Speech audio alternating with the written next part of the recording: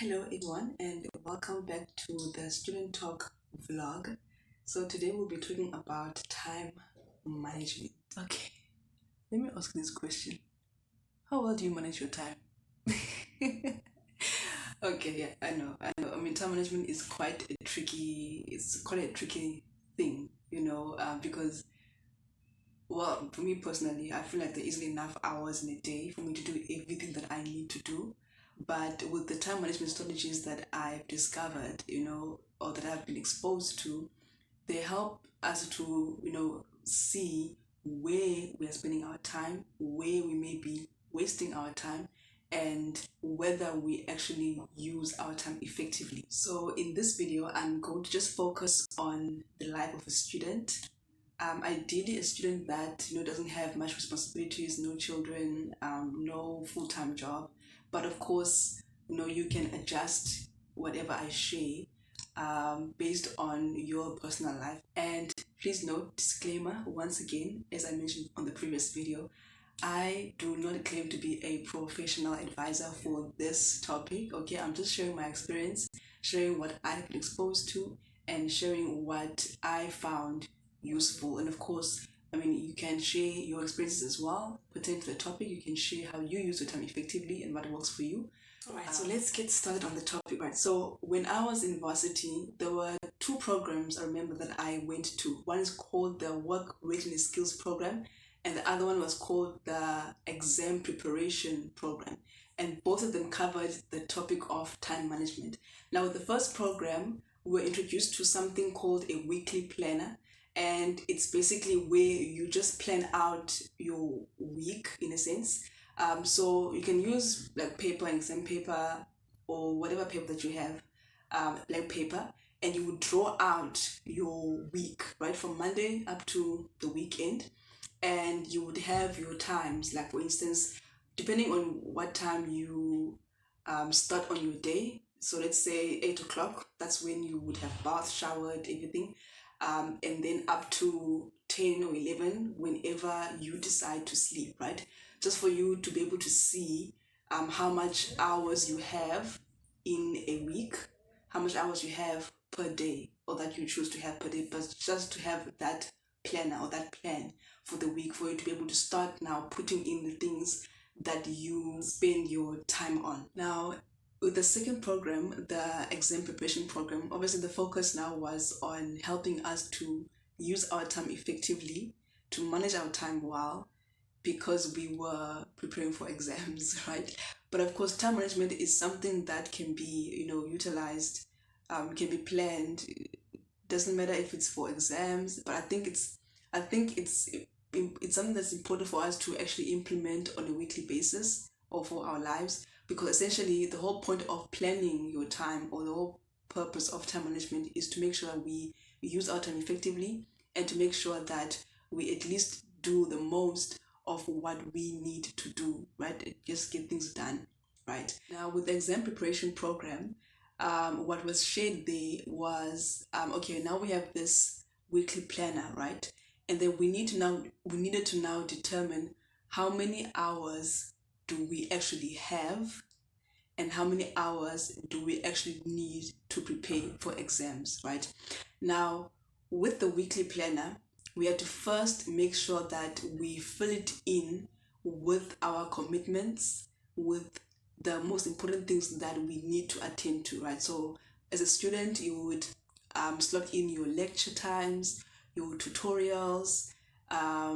If you have other commitments, maybe you can slot them in there as well, so that you make sure that you essentially figure out how much time you actually have after all your commitments. Once that's determined, once that's done, then obviously you'll be able to see, okay, these are my free spaces, and then you'll be able to see now how much time you actually have available. And then the next thing that you need to determine is how much time you actually need for exam preparation, right? Now, with this one, the number of hours needed, it obviously depends on each individual. So for instance, I'll give you an example. For me, I would determine how much time I need based on, my personal experience. Because remember, in the previous video, I actually talked about pre-reading. And pre-reading is in a way, it's also something that helps with exam preparation, because at least you would have a summary or an idea of the different chapters, right? Because of the pre-reading. So from there, I would know how much time I must spend on each topic. So when I've done my pre-reading, and I've gone to lectures, after lectures, I would know, okay, if how much of the chapter or of the topic I know or understood, and that will also help me to know, okay, which chapters or which modules would need me to spend more time on, right? So obviously, each module will not necessarily need the same amount of time or for me to spend on for exam preparation, because I mean, accounting, for instance, I posted more than other modules. So obviously I would have to decide, or rather I had to decide which modules I should spend more time on, and ideally would be those that I did not do well in for the term test during the year, or modules where I felt that, okay, I did not completely comprehend much of it, so I'll need to spend more time.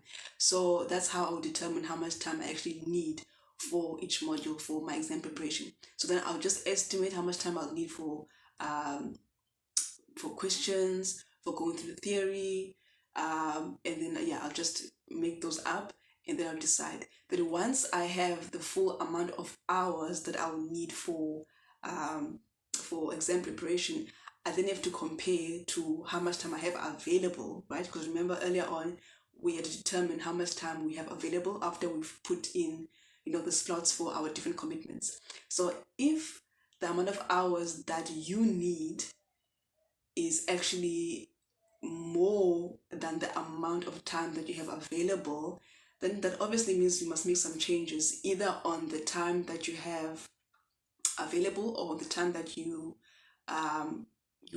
think that you require. So for the time that you have available, you can increase that by maybe waking up earlier, maybe having less sleeping hours, or if there is a commitment that you can, reduce your time on. It depends on that. It depends on you as well.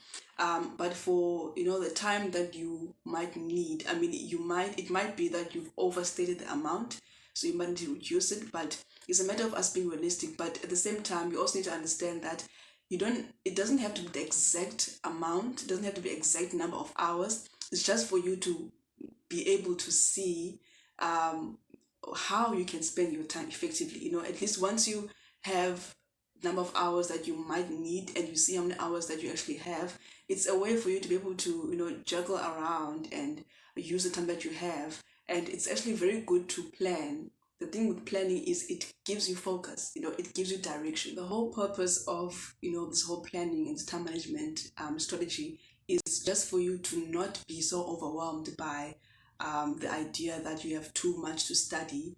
It's for you to give you that direction and to keep you focused, so that you be calm and be able to at least do something, even if you don't, you know, utilize your time effectively 100%, but at least having planned and having seen how much time you have versus how much time you actually require, it's a way for you to get some direction, a way for you to have some productivity, and work towards being effective.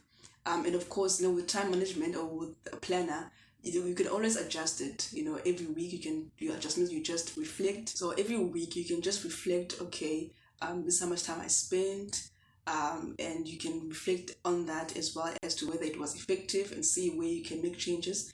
But at least the important thing is that you at least started, that you planned, and it will at least get you closer to your ideal planner. And of course, because life is not necessarily going to happen exactly the way that we plan it to. You know there may be things that happen that may mess up the schedule. Maybe a lecture gets shifted or things like that. So obviously there will be those times that happens, but you don't have to beat yourself up about those changes, as long as you have done your planning and you've done what you could. That's all that matters. I hope that helps. Thank you so much for your time. But do share your comments, do share your thoughts on the topic, and whether you found this insightful as well. And of course, do share your own experience with time management, and what you found effective when it comes to time management. And that is it for me. Thank you so much for your time, and I shall see you on the next video.